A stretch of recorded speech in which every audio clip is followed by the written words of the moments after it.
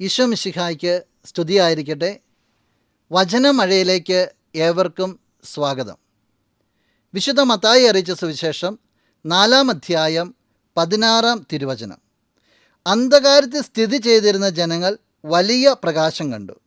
മരണത്തിൻ്റെ മേഖലയിലും നിഴലിലും വസിച്ചിരുന്നവർക്കായി ഒരു ദീപ്തി ഉദയം ചെയ്തു.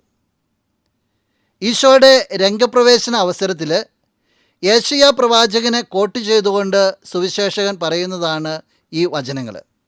രണ്ട് കാര്യങ്ങളെക്കുറിച്ചാണ് ഇവിടെ പറഞ്ഞു വയ്ക്കുക. ഒന്ന്, അന്ധകാരത്തിലായിരുന്ന ജനങ്ങൾക്ക് ഒരു പ്രകാശം. രണ്ട്, മരണത്തിൻ്റെ നിഴലിൽ വസിച്ചിരുന്നവർക്ക് ഒരു ദീപ്തി. പ്രിയ സഹോദര സഹോദരി, ജീവിതത്തിലേക്ക് നോക്കുമ്പോൾ നിന്നെ തളർത്താൻ സാധ്യതയുള്ള രണ്ട് കാര്യങ്ങളെക്കുറിച്ച് പറഞ്ഞിട്ട് അതിനുള്ള ഉത്തരമാണ് നിൻ്റെ കർത്താവെന്ന് പറഞ്ഞു വയ്ക്കുക. ഒന്നാമത് അന്ധകാരം, ഒന്നും വെളിപ്പെടാനാവാത്ത അവസ്ഥകൾ, മുന്നോട്ട് നോക്കി ഒന്നും കാണാൻ പറ്റാത്ത അവസ്ഥകൾ, ജീവിതം തന്നെ നഷ്ടപ്പെട്ടു പോയെന്നുള്ള അവസ്ഥകൾ. നീ ആ ഒരു അവസ്ഥയിലാണെങ്കിൽ സുവിശേഷം പറയുക, നിനക്കുള്ള പ്രകാശമായിട്ടാണ് നിൻ്റെ കർത്താവ് വന്നേക്കണേ. രണ്ടാമത്തെ ഒരു കാര്യം പറയുക, മരണത്തിൻ്റെ ഭീതിയിൽ കഴിഞ്ഞവർക്ക് ഒരു ദീപ്തി ഉദയം ചെയ്തു.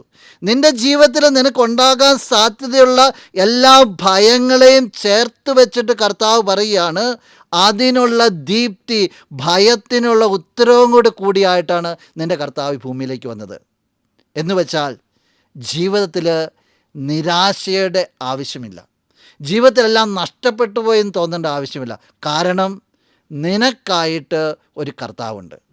അതനുഭവിക്കുവാൻ നിനക്ക് സാധിക്കട്ടെ. നമുക്ക് കരങ്ങൾ കൂപ്പി ഈശോയുടെ ആശീർവാദത്തിനായിട്ട് ഒരുങ്ങാം.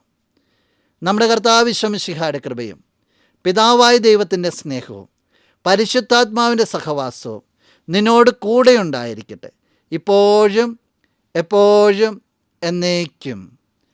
ആമേൻ.